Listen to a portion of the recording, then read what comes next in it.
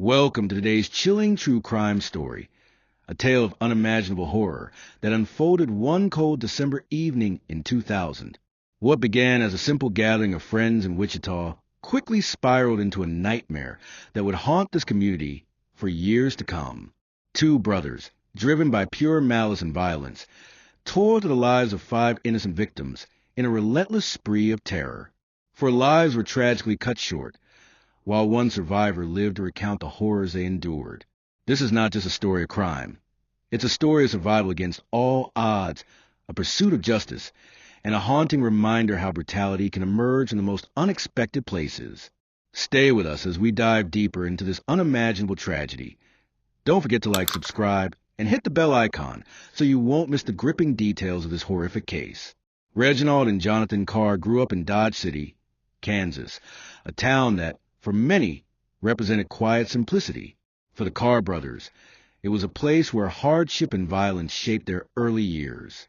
From a young age, their lives were marked by instability.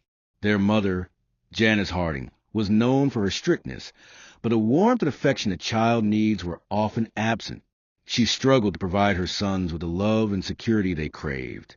Meanwhile, their father remained a distant figure, barely present in their lives, leaving a gaping hole that neither Janice nor anyone else could fill.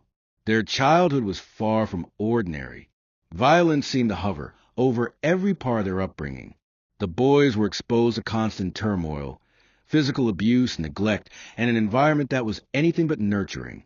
Their mother's remarriage offered little hope for change.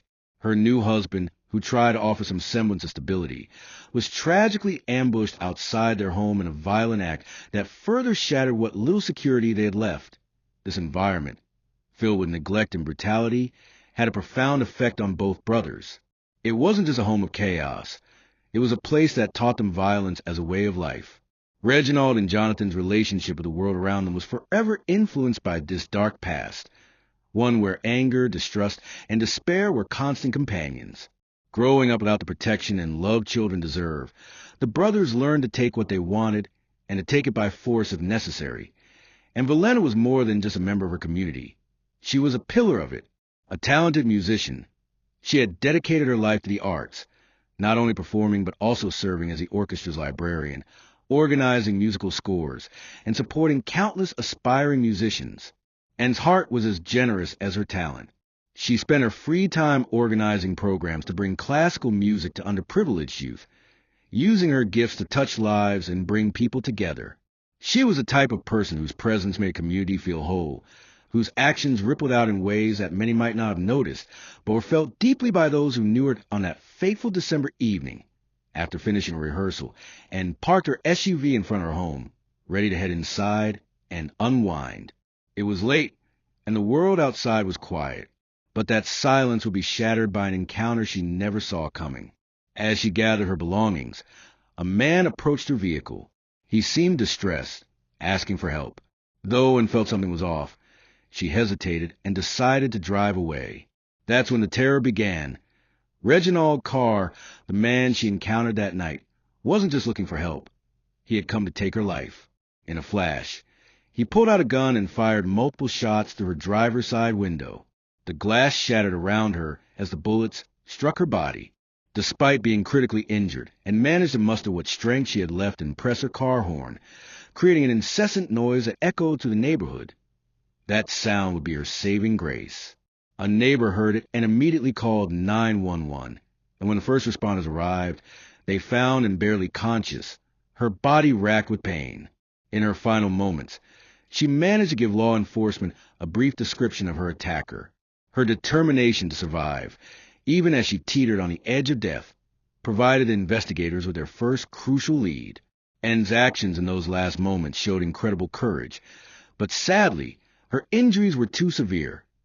And Valena passed away on December 13th, just days after the attack, leaving behind a grieving community. Her death wasn't just a personal loss for those who knew her. It was a harbinger of the violence that would soon escalate. Wichita would never be the same. The randomness of the crime, the brutality, and the fact that a woman so dedicated to bringing beauty to the world was so senselessly taken and left a stain on the city that would be impossible to wash away. It was just another night for Jason and Heather, A quiet evening in the comfort of their own home. They were talking, laughing, unaware that the world outside was about to come crashing down on them. Suddenly, the peace was shattered. The front door was kicked open, and in rushed two masked men, Reginald and Jonathan Carr. There was no time to react. No warning. The men stormed in with a coldness that froze the room. Jason and Heather barely had a moment to process what was happening before they were violently dragged from their rooms. The brothers weren't looking for answers. They were looking for fear, and they found it in every corner of that house. The couple was shoved into a single room where the nightmare began. "Give us your money. Give us your jewelry," Reginald demanded. They had no choice but to comply. Jason and Heather handed over what little they had, desperate to avoid worse fates. But the brothers weren't satisfied. They wanted more. They wanted control. They forced the couple, and later their friends Aaron and Brad, to hand over their ATM cards, to disclose their pins under the threat of more violence. The tension in that room was unbearable. Every minute stretched out, each second feeling like an eternity. There was no escape. Stripped of their dignity, the victims were made to feel powerless.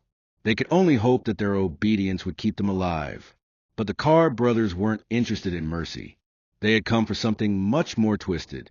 What followed was an escalation of cruelty that no one could have prepared for. Reginald and Jonathan subjected the victims to sexual assault, a calculated act designed to destroy their sense of self and strip them of everything that made them human. The brothers alternated between terrorizing their captives, using both physical violence and psychological torment to break their spirits. It wasn't just about fear anymore. It was about dehumanizing them, making them feel like they didn't matter, that they were mere objects to be discarded. The hours dragged on, filled with unspeakable acts. With each passing minute, the hope of survival seemed to slip further away. There was no sign of mercy, only the relentless, methodical cruelty of two men who saw their victims as nothing more than tools for their own twisted desires. The terror they faced was unimaginable, but still they clung to the faint hope that if they did as told, they might make out alive. The night was thick with terror as the brothers decided to move their victims from a house. The cold December air cut through the thin clothing of Jason, Heather, Aaron, and Brad as they were shoved into two vehicles, Jason's truck and Aaron's Honda Accord. Their bodies shook not just from the biting cold, but from the deep, unrelenting fear that held them captive. Every bump in the road, every turn, seemed to drag them closer to the inevitable, each passing minute suffocating their hopes of escape. Reginald and Jonathan Carr drove them through the darkened streets, their destination a remote soccer field on the outskirts of Wichita, far away from civilization and safety. The desolate landscape they reached matched the hopelessness the victims felt. There was no one around to hear them, no help in sight. It was a perfect place for the cruelty the brothers were about to inflict. Once they arrived, the victims were forced out of the vehicles. Dizzy from fear and exhaustion, they struggled to remain upright. Weak and shivering from the cold, they were made to kneel in a line, side by side. The reality of what was about to happen hit them all like a ton of bricks. It was the end. The night, eerily silent, was broken only by the sound of Reginald and Jonathan moving behind them, the unmistakable shuffle of their footsteps like the ticking of a clock running out of time. Heather, her voice barely audible, turned to HG and whispered, "They're going to kill us." Those words carried the weight of a truth they all knew deep in their bones. HG's heart raced, but she nodded, holding on to the faintest glimmer of strength that had carried her so far. Without warning, the brothers began their executions. The sound of gunshots shattered the stillness of night, ringing out one after another. Each shot was a death sentence. Jason, Brad, Aaron, and Heather were struck in the head, their lives instantly stolen away. Their bodies collapsed into the snow, lifeless, without a moment for prayer or goodbye. There was no room for mercy in the hearts of the Carr brothers, just the cold efficiency of murdered. HG, however, had one last chance. As the gunshot meant for her rang out, fate intervened. The bullet struck her hair clip, deflecting just enough of the force to spare her life. She fell to ground, pretending to be dead, praying the brothers would not notice she was still alive. The seconds stretched on endlessly, each one heavy with the weight of her survival. as the brothers drove over the bodies of the victims, the tires of Jason's truck crushing her frail form. The pain was excruciating. But H.G. remained still, holding her breath, hoping they would believe she was gone. When the brothers finally left, convinced they had killed everyone, H.G. found herself alone in the snow, her body battered and broken. She could hardly move, her head throbbing from the bullet wound, her limbs frozen from the cold and shock. But there was no time to rest, no time to give in. She fought through the pain, mustering the strength to stand, and stumbled toward the distant lights of a farmhouse she had spotted earlier.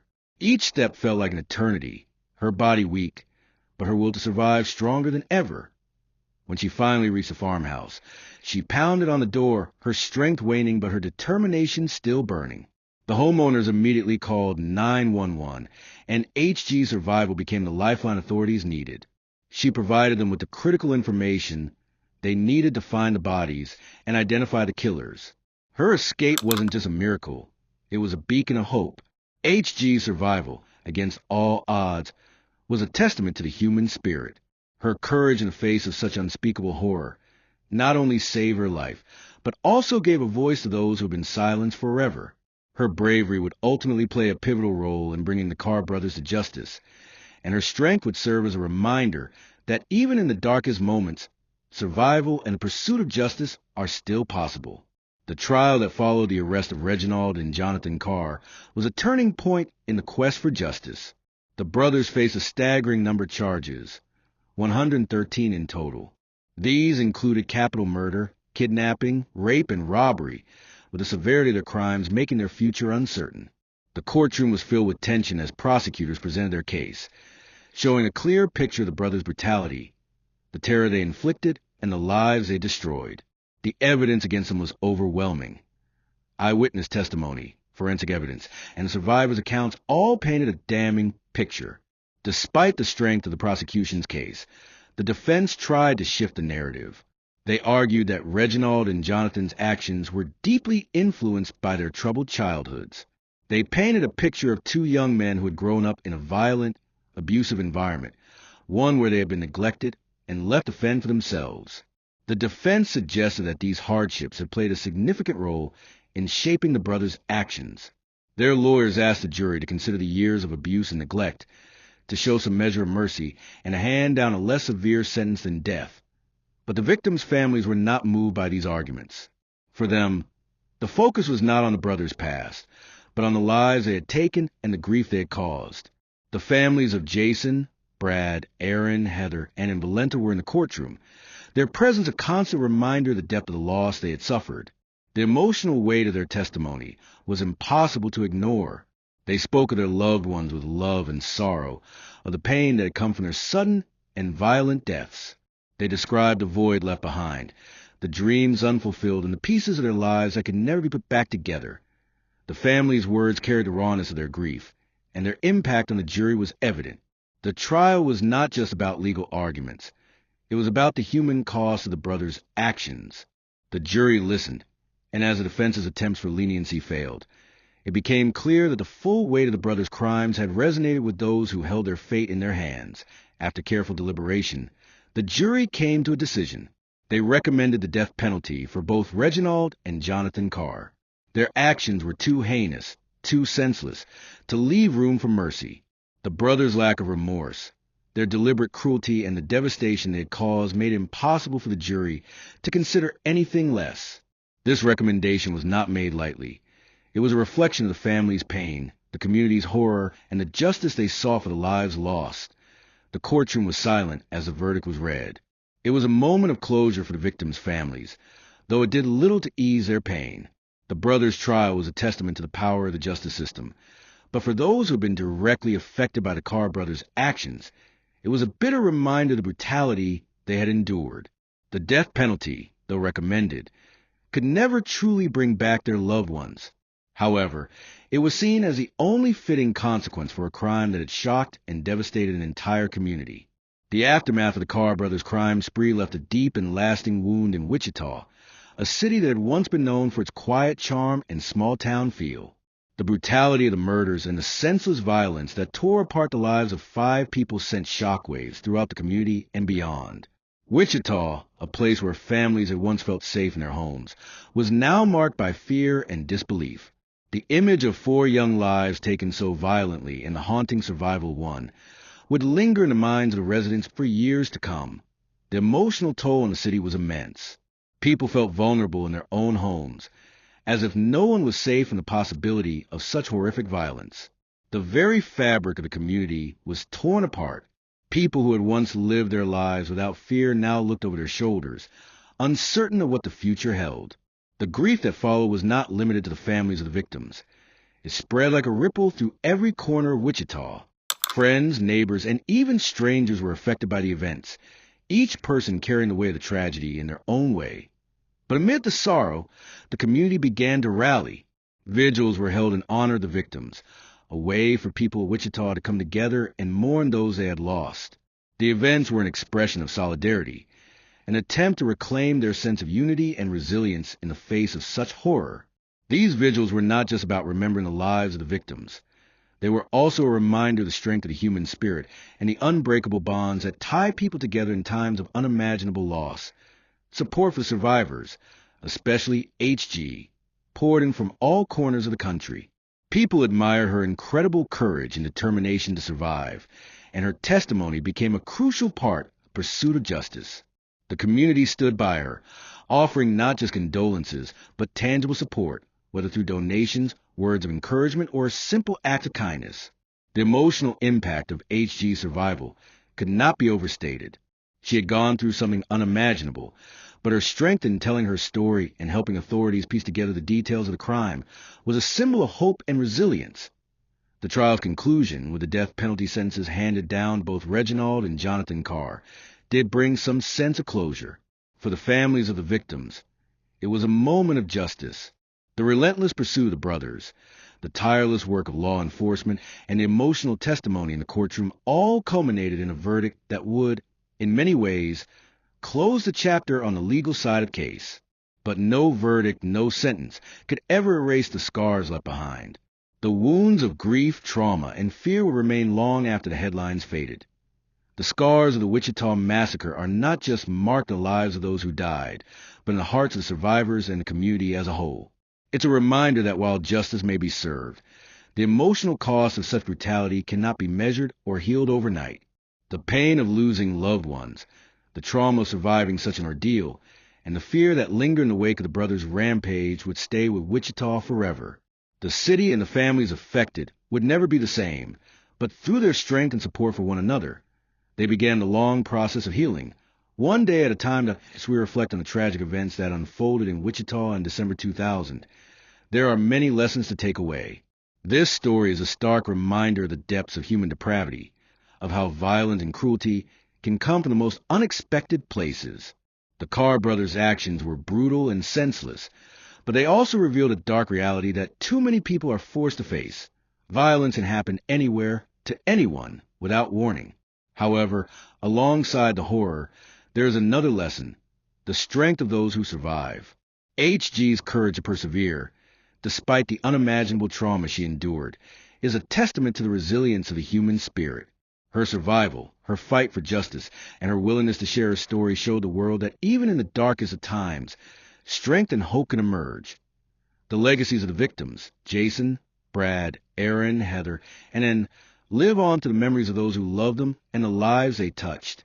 Though their lives were tragically cut short, their stories remain a reminder of the fragility of life and the importance of cherishing every moment. The pursuit of justice was long and painful, but it brought a sense of closure for the families, who knew that the brothers would be held accountable for their monstrous actions. Their fight for justice was not just about securing a verdict. It was about honoring their loved ones' memories and ensuring that the tragedy would never be forgotten. As we close today's story, we ask you to remember the victims, to remember the lessons learned, and to stay vigilant in the face of darkness. If you found this story compelling, please consider subscribing to our channel, liking the video, and sharing your thoughts in the comments. Your engagement helps us continue sharing these important stories and shining a light on the pursuit of justice, no matter how difficult the journey may be. Thank you for joining us. and we hope you'll return for more true crime content as we continue to explore the darkest corners of human nature and the strength of those who stand up against it. You